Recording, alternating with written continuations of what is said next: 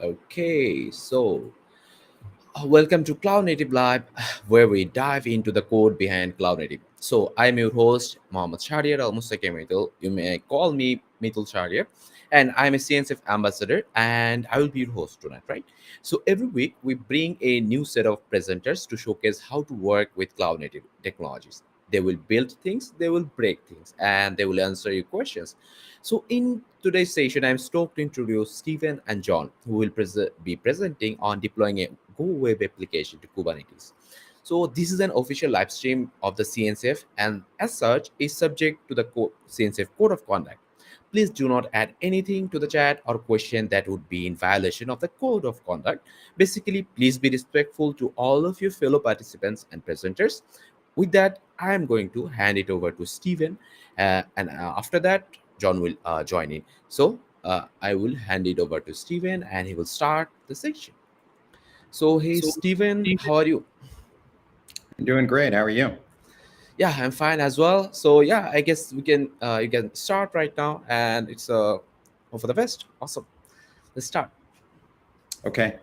So I'm sharing my screen. So I'm Yeah, guessing sure. that you have to flip. Yeah, done. There we go. Thank you. So, everyone, thank you very much. Very first thing is I want to thank you sincerely for attending this session. This is our very first webinar, of Zigzag. The mission of Zigzag is to simplify Kubernetes. Our first product, KubeFox, helps simplify many of the aspects of the pipeline, from development to CI/CD to testing, even extending to enterprise facilities like Zero Trust and versioning, all without requiring DevOps. A couple of items. CNCF does not provide us with a list of attendees, so it would be wonderful if you would take a moment to provide us with feedback via info@zigzag.io. Again, this is our first webinar, and we'd be interested in any and all suggestions for improvement. And believe me, I know there will be areas where we could improve. If you experience any problems, please let us know and we'll try to help. If you like what you see and you'd like to participate in our journey, please let us know that as well. We'd be interested in engaging with you and welcome community involvement. To illustrate some of KubeFox's capabilities, John is first going to kick off with a hands-on walkthrough of building, deploying, and running a simple Go web application natively. I'll then do the same thing, but with KubeFox. We'll have a Q&A session afterwards, but please reach out to us at info@zigzag.io if questions remain. We promise to get to each and every one, even if we run out of time during the webinar. So without further ado, John, I'll pass it to you. Okay, awesome. So let me add John to the stream, and yeah. hey, Okay, so yeah. everyone. Hey, John, how are So, you? good, So good. yeah. So yeah, I Yeah, guess we can start, right? yep. Perfect. Let me Yeah, add the screen to the stream. Okay, great. great. Yeah, awesome. Um, yeah, so hi, I'm John. Steve and I are both big advocates for Kubernetes. We've used it at our last company, and the power behind it is amazing.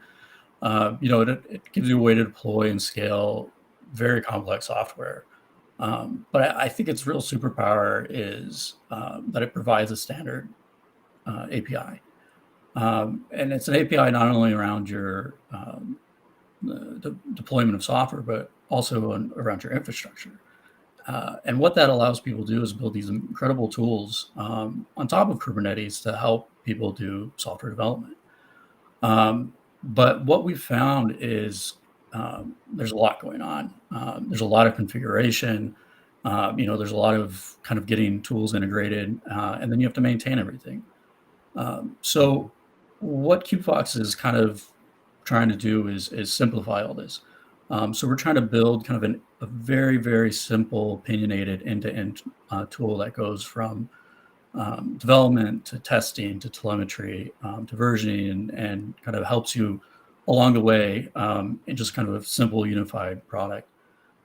So I'm going to kind of start off and show you a little web app that we're going to deploy natively with Kubernetes resources and write out a Docker file. And then I'll kind of give an example of like trying to deploy it to two environments and and show you where things kind of start getting a little bit stickier and hard. All this is available in our examples repo, so on GitHub. So if you fall behind, there's a README here with all the commands that I'm going to be running and a little bit of info about what's going on. Additionally, we have a discussion page on our GitHub. So if you want to ask questions or get in touch with us, that's another great way to do it. And if you run into problems, please open an issue on GitHub. So here is the app.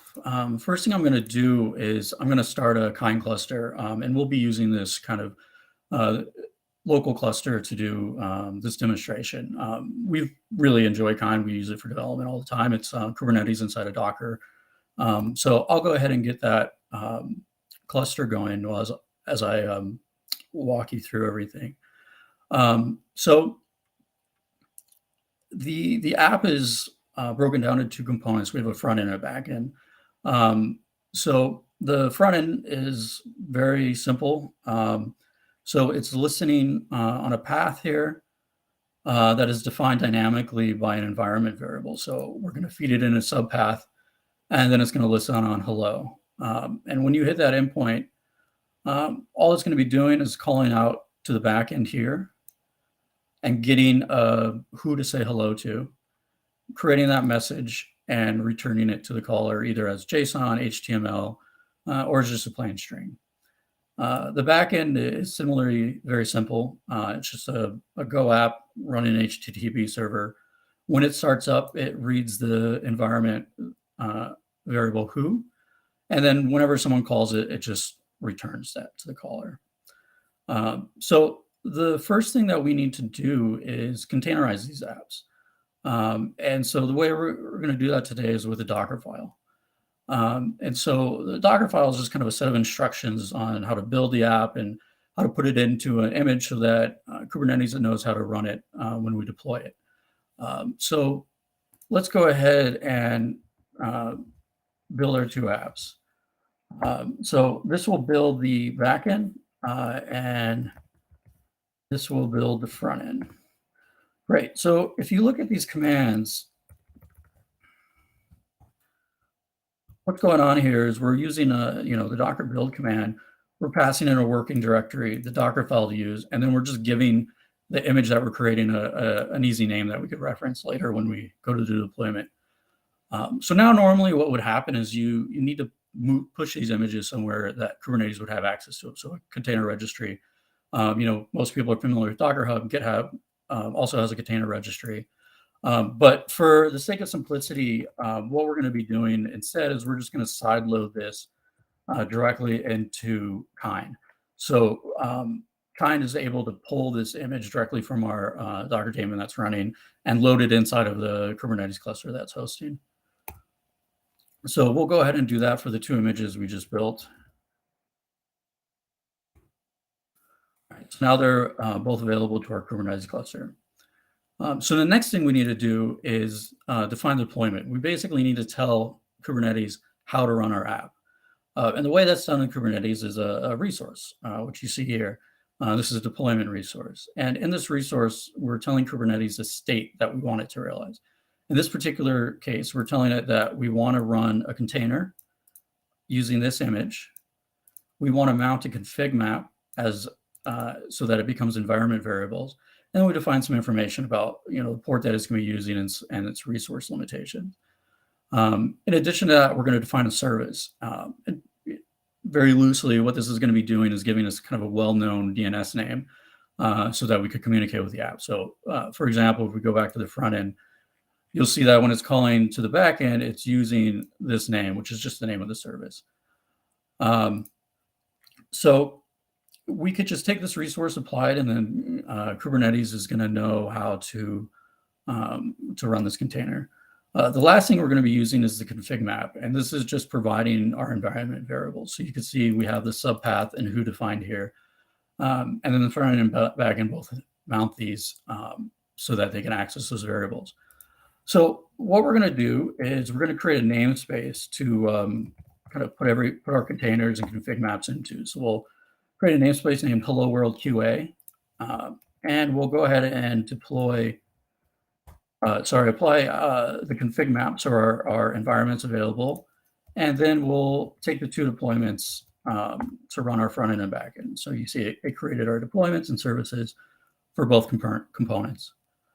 So let's take a quick look at what's running in that namespace now. Great, so you can see our two pods are up and running, each of them containing the one container for the front end and for the back end. At this point, normally what would happen is you'd set up a load balancer with kind of a public-facing endpoint, and that would route in using Kubernetes network overlay into your container to serve the Hello World app. For simplicity, though, we're going to just use a port forward.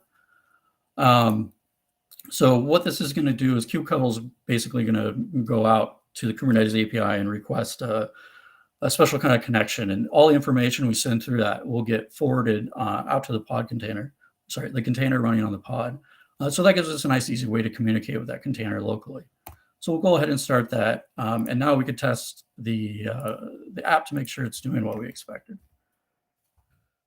Great. So exactly what we wanted. It's saying hello world, which is the environment variable in QA. And so we're done. We built out the Docker file, the resources, and deployed it, and everything's running. But now let's imagine that we have another environment, and some of those environment variables need to change. How are we going to take care of that? So we could go in and just overwrite this config map with our production environment configuration. Of course, that would mean we would no longer have QA. Instead, a common practice is just to create a new namespace and deploy your new environment there. So we'll go ahead and do that instead. So we'll create a new namespace named prod, and we'll do the same thing. We'll apply the config map with the prod environment variables, and we'll apply the two deployments to get our components running. So now let's take a look at what's going to be the output for this guy. So again, we're just going to start another port forward. This time we're going to use the local port 8889 and use the prod namespace to connect to the front end. So now we should be able to curl that and see that it is in fact using, the prod environment variables. And it is. So it's using the prod subpath, and it's coming back with universe as the who. So great. Now we have our two environments, and let's take a look at everything that's running. So in this case, when we do our get pods, with kubectl, we're going to use a selector so we can see pods across namespaces. And there you go. So you can see our two namespaces, each running our two components. So, kind of in review, what we've done to get all this running, there's actually quite a bit going on, right? I've kind of skimmed over a lot of things. So, first we had to develop our apps. Second, we had to go through and write the Docker file. So that means you need to learn Docker and understand how a Docker file works and how the build process works. Then you need to go in and define all your Kubernetes resources. And you have to deploy those and make sure everything's running properly. And then you have to deal with having multiple deployments for your environment. So it uses a lot of resources, especially if you have a lot of environments or a lot of components. So Steven's going to take it from here, and he's going to show you basically running the same app, but instead of doing it kind of natively, to use kubefox to kind of help you to deploy it and show you some of the things we've been working on to help with some of these problems, the complexity and the resource utilization of running multiple environments. So I'll pass it over to Steven. Okay, great. So yeah, let me add Steven to the stream then. Yeah, so add you to the backstage then. Yeah. Okay. Yeah. Okay. So we're just going to continue on with the same cluster you were using with John. The first thing I'm going to do is I'm going to apply the QFox Helm chart. So let's do that here. So the QFox Helm chart starts the QFox operator on the Kubernetes cluster. The QFox operator is a strict Kubernetes operator, and it manages QFox platforms and applications. Loading QFox into its own namespace, QFox system, reduces clutter when we're looking at the application components. And by the way, I'm walking through pretty much wrote our quick start. And obviously that's something on which we've spent time, and we want to make sure that you're successful as you walk through this exercise. If you get into a situation where you're kind of behind or you lose track, you can always revert back to the quick start at docs.qfox.io and walk through it on your own time. And again, please don't hesitate to reach out if you experience any problems or if you have any questions. We'd be more than happy to help. So the next thing I'm going to do is I'm going to set an environment variable that gives us a little more information as we walk through some of our commands. And I'm going to create a working directory and just change to that working directory. Now I'm going to start the first part of the magic. I'm going to do a fox.net. So when you get this question, we are going to use it with a local kind cluster. So just answer why. The cluster's name is kind. You could just hit enter there. And we want to initialize a hello world app. So it realizes that it's likely that the reason that you're answering the questions the way that you are, and given where you're at, that what you're doing is actually working with a quick start. So it's trying to facilitate that. You can just hit enter at the remote Git repo. We're not going to be doing that. We're going to be creating a local Git repo. And along those lines, let's take a look at what we have. So indeed, we have a Git repo. We've got a README, which is largely blank. We have an app YAML. We have a components directory. We have a hack directory. The components have the Go components, similar to the components that John was working with. So basically, these applications are highly analogous. And Fox is very sensitive to our repository. So the idea behind QFox is to link together Git, deployment, CI/CD, and runtime, so that we really facilitate this entire process and get you up and running much more quickly than you otherwise would be. Let's take a quick look at the components.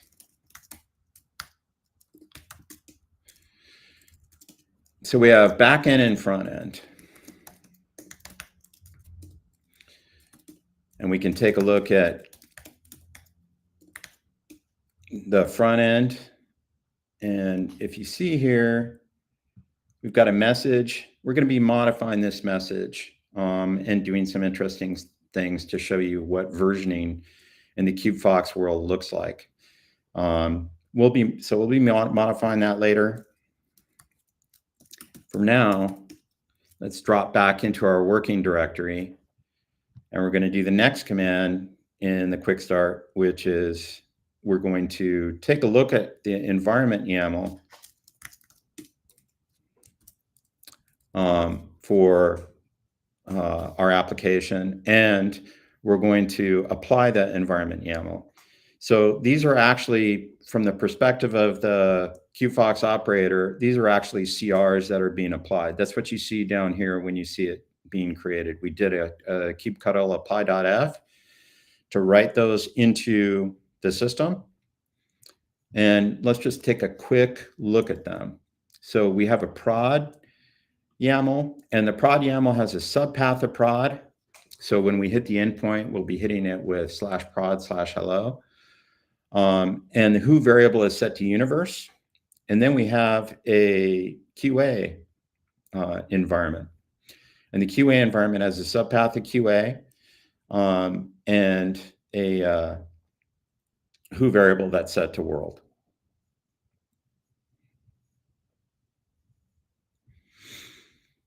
Now we're going to do our publish. And this is really the major part of the magic. So what's a publish doing?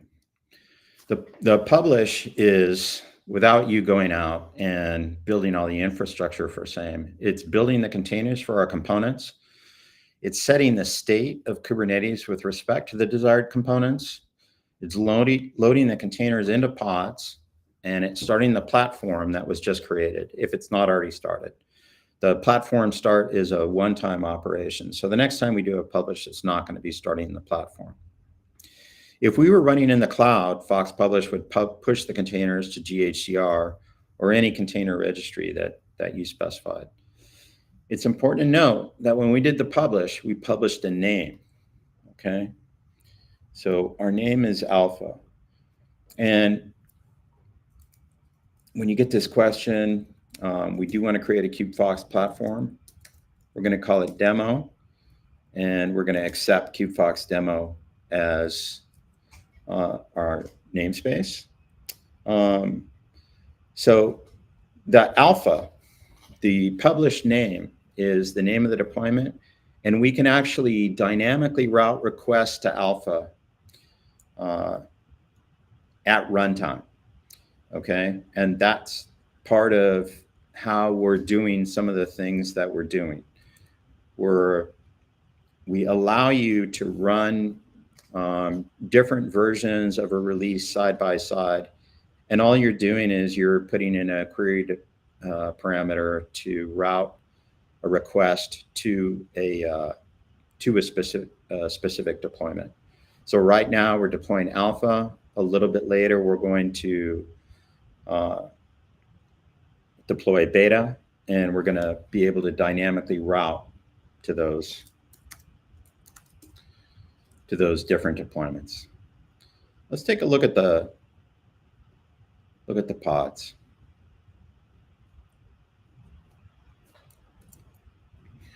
So what we've got here is we've got our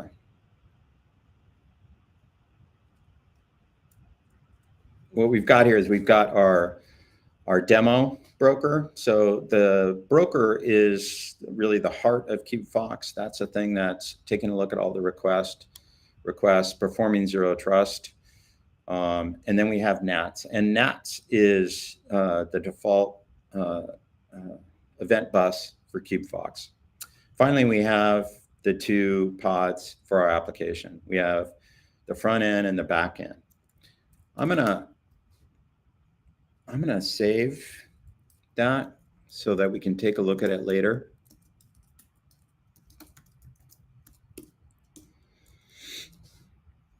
And we're gonna do our next command. Now the next command is a Fox proxy, okay?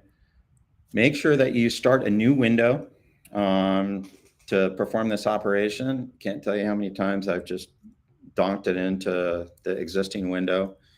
It's a long running process, so it's performing port forwarding. The Fox proxy is actually a clever utility John wrote to facilitate networking setup. It finds the port of the KubeFox broker, establishes port forwarding from the kind cluster to that pod, and then binds the local host port, in this case 8080, to the kind cluster. After launching the Fox proxy, return to the prior terminal window. Now we're going to start doing some curls. So the first one we're going to do is we're going to hit our alpha deployment with our QA environment. And so we're getting hello world. If you remember our YAML, our environment YAML, which again is sitting as a CR in the cluster right now, the QA value for the who variable was world. So when we hit the alpha deployment with the environment of QA, we get hello world. Then we'll take a look at, we'll do the same thing for prod. And when we do that, remember the who variable for the prod environment was universe. So when we hit /prod/hello, With the deployment of alpha and the prod environment, we get the hello universe response. Next thing we're going to do is a release.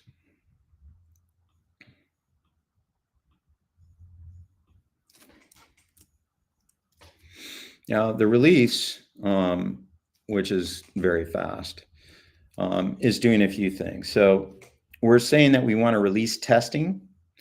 So this would be very similar to what you would do in your shop, right? You have a release, you want to give it to QA, you want them to work on it. And we're saying we want you to use the QA environment, okay? It's important maybe to note at this point that QFox environments are incredibly lightweight. You could think of them as overlays. So this is not a conventional environment. Instead of us creating a physical construct that we call QA or a physical construct that we call dev, we create an overlay and route the traffic dynamically. So even individual developers could easily create and leverage multiple independent environments. There are a lot of implications here productivity-wise. As you'll see, we don't need to redeploy if we make changes. So we did the release. By itself, Fox is grabbing the latest commit and building a release. Don't worry, by the way, you can specify a particular commit or a particular tag, etc., for you to say, hey, I want you to generate a release with this commit, with that environment.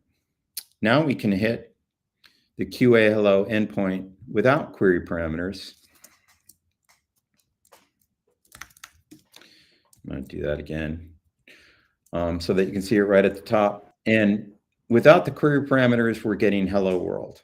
Okay, that's because we released it, and now KubeFox knows that we want the default traffic that hits the endpoint /QA/hello to go to the QA environment for the hello application. And we get our hello world again. Let's take another look at the pods. Remember that when John performed this operation, he actually created 2 different config maps and he redeployed again. So he ended up with 4 pods running. We actually have the same 2 pods running.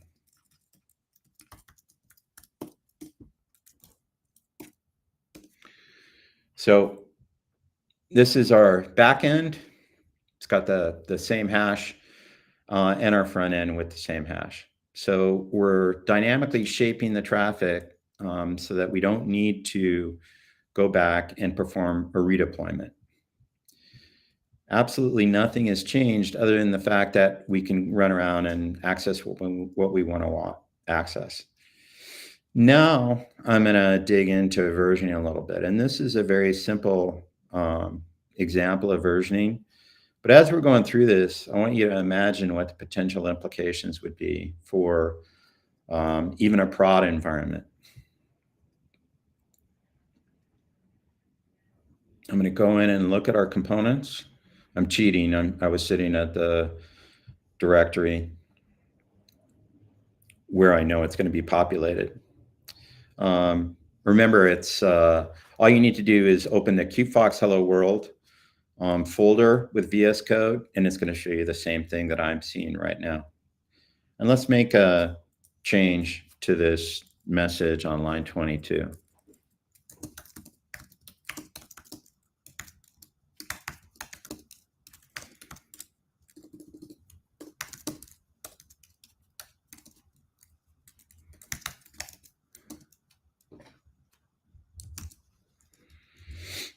Okay, so I've saved that.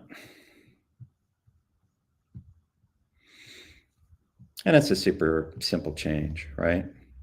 And I'm just going to commit it and publish beta. So again, that name that we're using for the publish command, it's a really powerful thing. Once a version is published, we can direct traffic to it simply by specifying the deployment and the query parameters, just like before.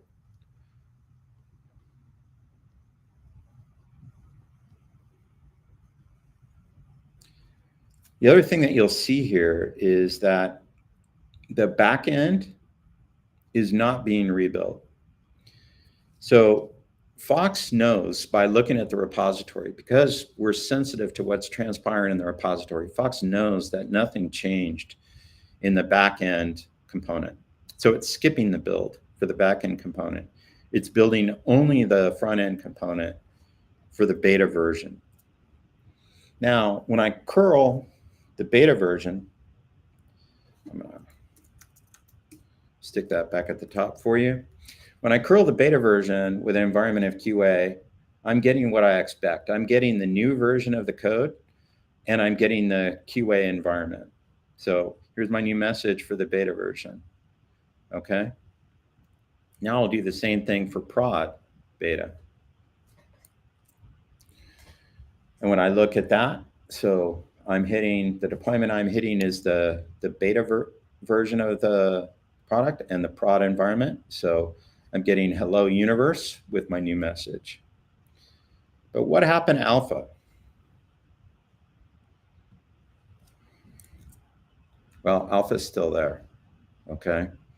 So I can also hit the prior version of the product. So these things are running side by side. How is that possible? Well, let's take a look at the pods again.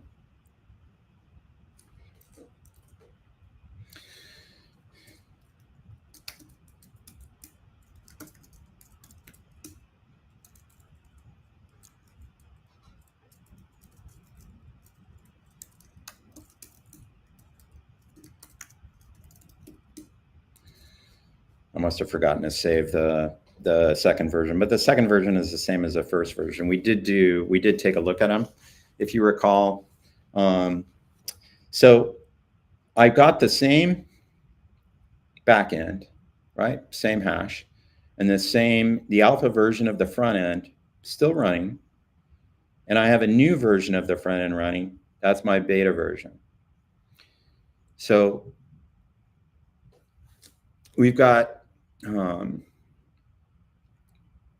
what we've got here is the system is running these two versions side by side as if they were in their own independent sandboxes. I can interact with the alpha version as if the beta version didn't exist, and vice versa. And that's an extraordinarily powerful thing. So imagine the implications for something like a canary deployment or even an A/B deployment. I can set up another DNS for a particular customer and direct their traffic to a particular version that's running a UAT or even prod. It's an extraordinarily powerful capability. Let's do one more thing. What we're going to do here is we're going to tag the new version and release it with a QA environment, which is similar to what you would do in a normal shop, right?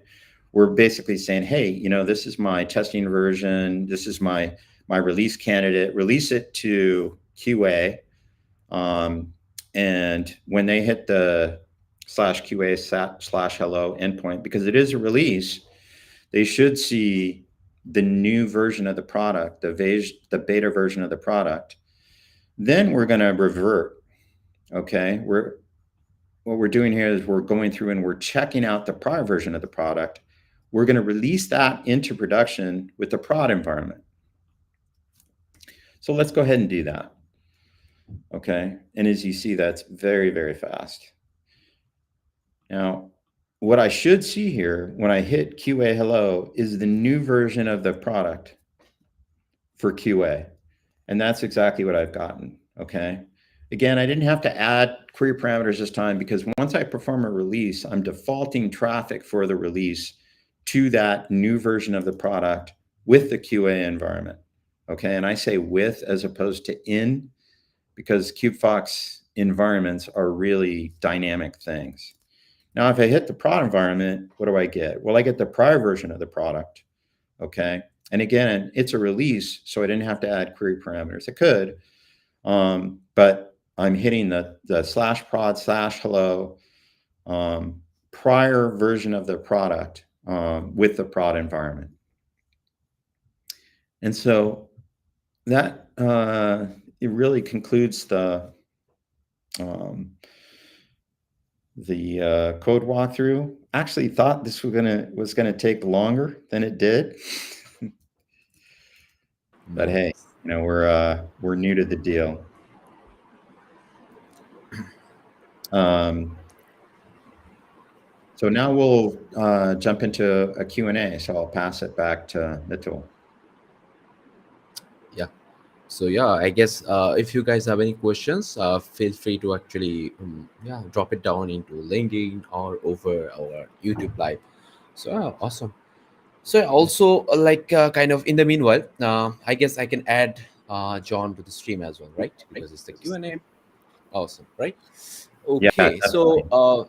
the same question always goes on to all of the guest speakers. So this is like, so is there any way to contribute to the project basically for the open source? Is it open source, and if is there any opportunity for the anyone to contribute? Yeah, absolutely. So it's an open source product. Hmm. It is,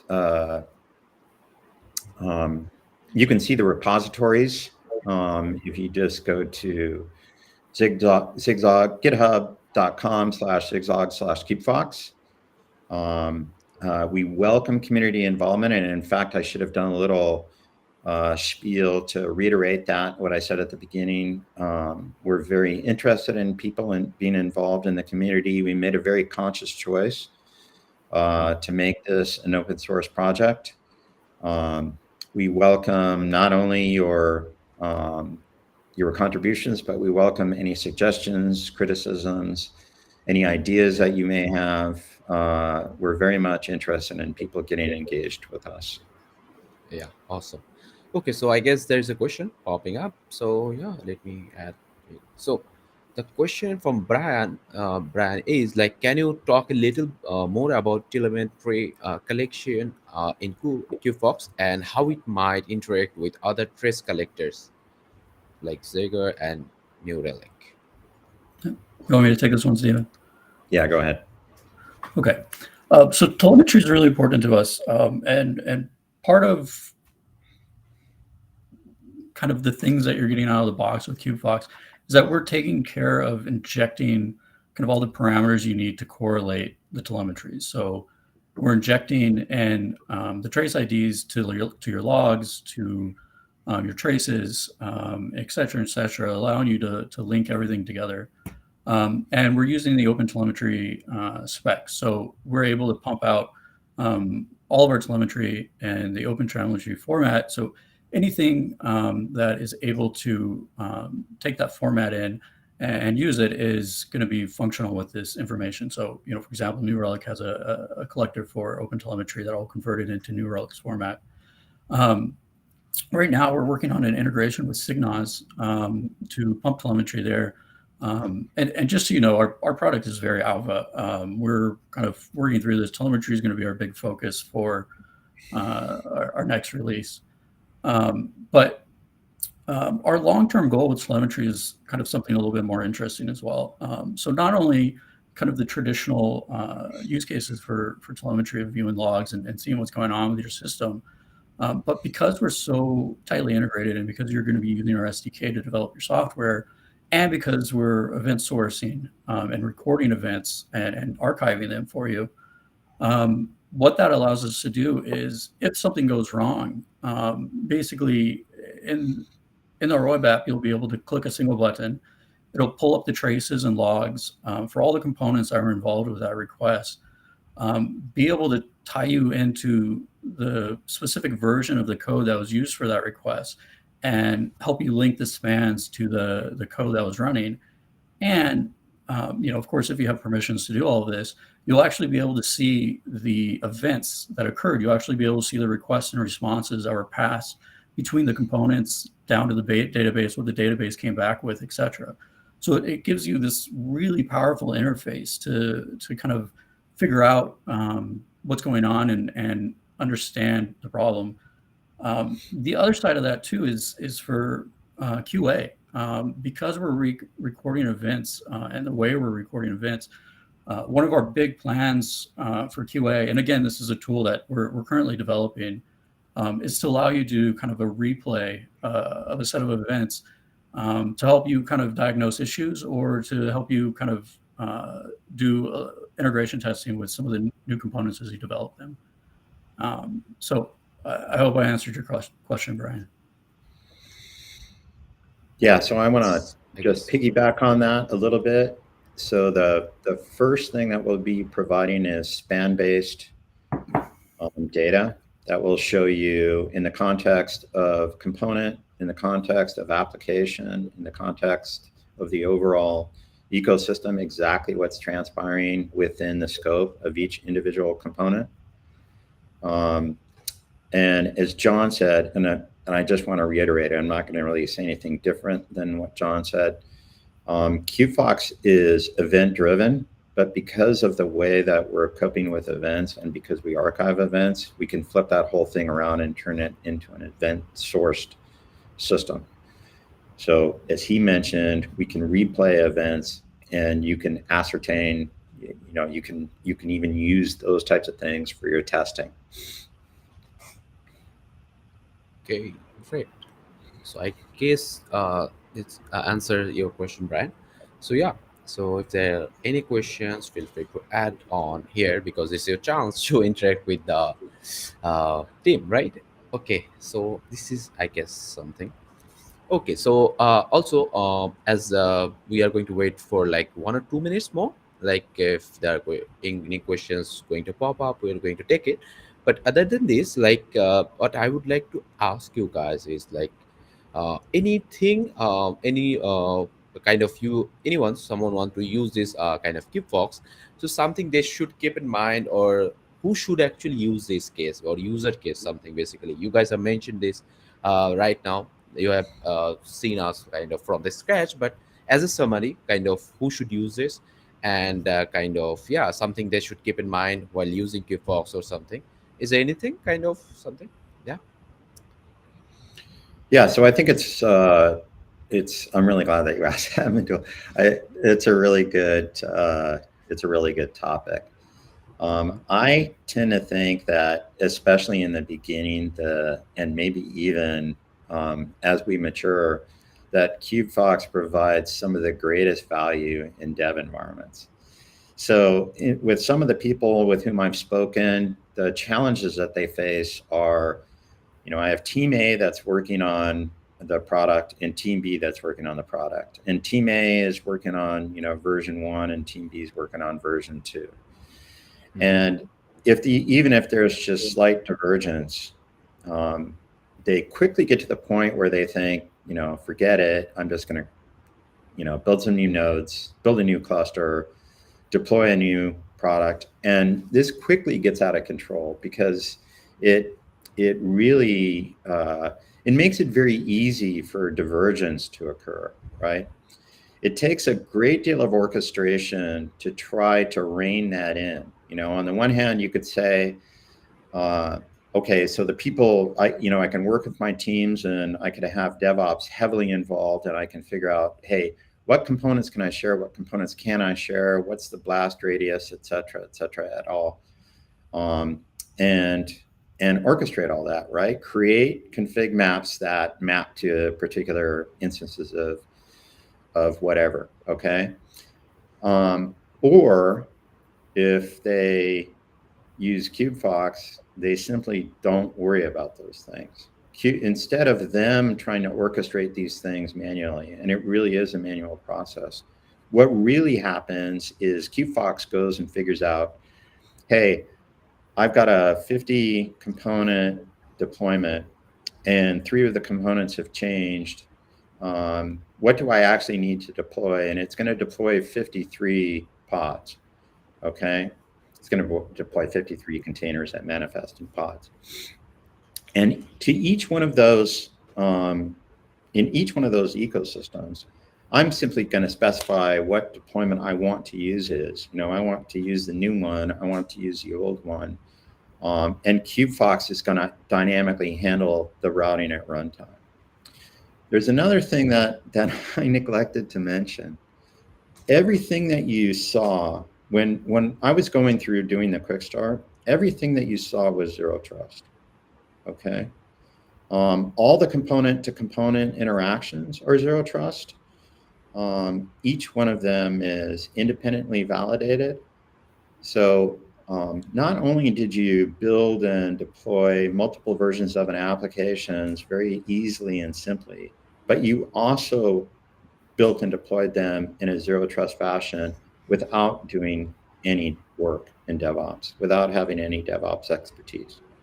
And that's really where we want to be, is we want to make this process simpler and simpler and simpler for people and for teams. And we're very much from the beginning, John's been motivated to let's stay focused on the developer mentality, and he's right, and that's where we've been focused. Okay, that's a really good answer as well, right? So awesome. So I guess we can end with another question, which is has come from Brian as well. So the question is, for large scale systems that can generate millions of events for actions in the system.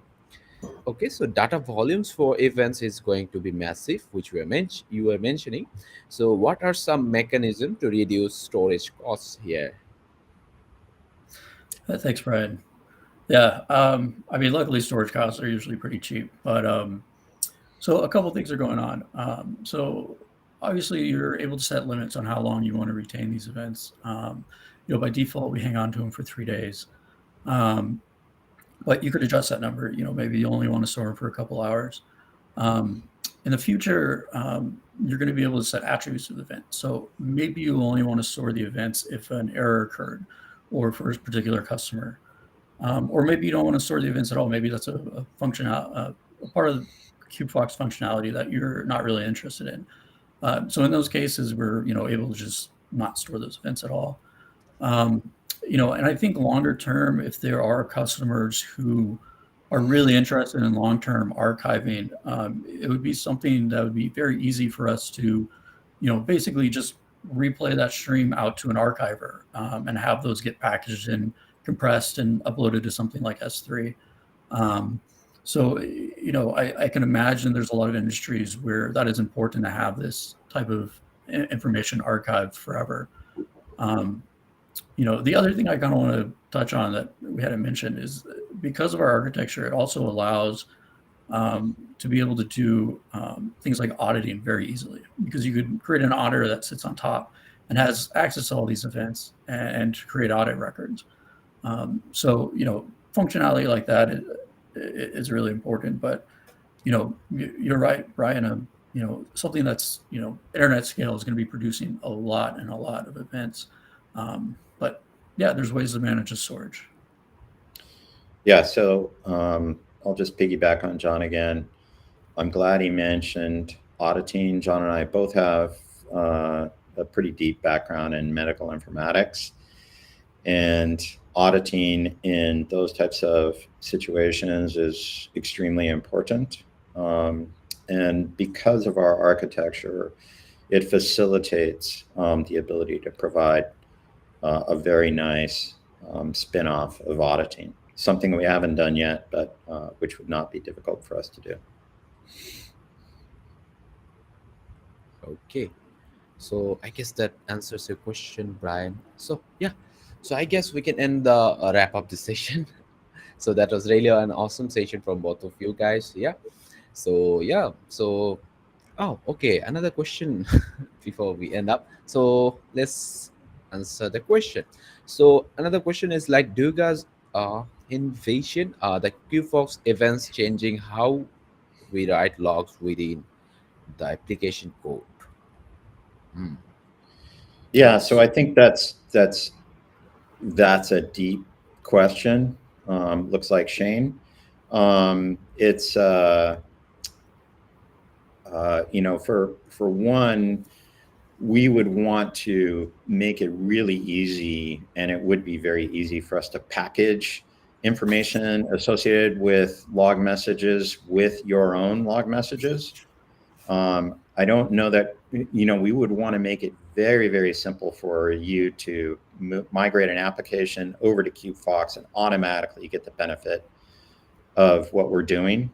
So, for instance, we're spinning off span-based telemetry, and we would also be spinning off span-based logs, right? So we would tack on the information without you having to worry about it. Tack on the information associated with those log messages so that you could associate them with the span and see, okay, so here's what transpired